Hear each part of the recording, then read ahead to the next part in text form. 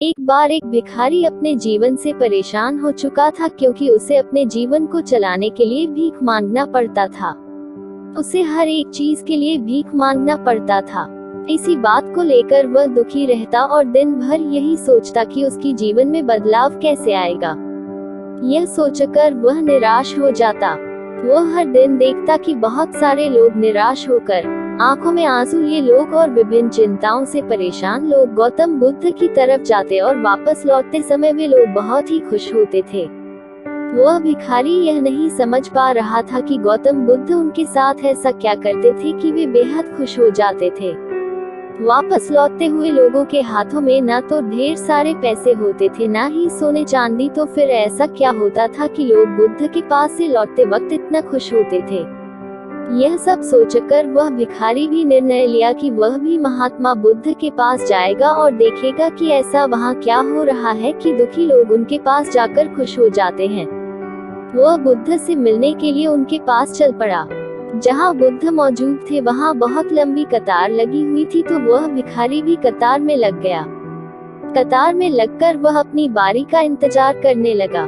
देखते ही देखते उसकी बारी आए और उसने बुद्ध से कहा, बुद्ध, मैं बहुत ही गरीब हूँ, मेरे पास कुछ भी नहीं है, मुझे अपना जीवन चलाने के लिए भी दूसरों से भीख मांगनी पड़ती है।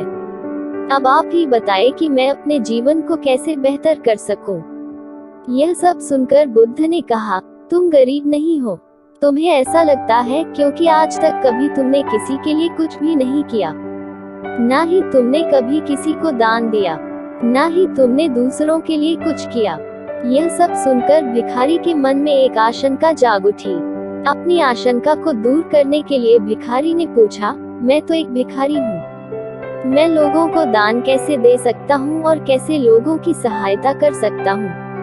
मुझे तो खुद अपना जीवन चलाने के लिए दूसरों से मांगना पड़ता है। यह सब सुनने के बाद गौतम बुद्ध थोड़ी देर चुप रहे और फिर उसे बोले, तुम्हारे पास हाथ है जिससे तुम लोगों की सेवा में लगा सकते हो और दूसरों का भला कर सकते हो। इसके अलावा तुम्हारे पास मुंह है जिससे तुम लोगों से अच्छी अच्छी बातें कर सकते हो और दूसरों का हौसला बढ़ा सकते हो। यह सब करके भी तुम दूसरों की सहायता कर सकते हो। जरूरी नहीं कि दान सिर्फ पैसों से किया जाए, हम चाहे तो हम शिक्षा का भी दान कर सकते हैं, चाहे तो अन्न का भी दान कर सकते हैं। ऊपर वाले ने अगर किसी को पूर्णतः अच्छा शरीर दिया है तो वह गरीब नहीं है, वह बस दिमाग से गरीब है। उसे इस विचार से हटकर दूसरों की सेवा में लगाना चाहिए। बुद्ध की यह सब बातें सुन लेने के बाद वह भिखारी बहुत ही ज्यादा खुश हो गया और उसका मन अब संतुष्ट था। मॉरल ऑफ द स्टोरी, हम सब इस बात की चिंता में समय बर्बाद करते हैं कि हम गरीब हैं, लेकिन यह सत्य नहीं है। सत्य तो यह है कि जब तक हमारा शरीर पूरी तरह से बेहतर है तो हम उसका उपयोग करके आगे बढ़ सकते हैं और खुद के जीवन को बेहतर बना सकते हैं। अगर कोई व्यक्ति सिर्फ अपने गरीबी पर ध्यान दे और उसे बदलने की कोशिश ना करे तो वह मूर्ख है।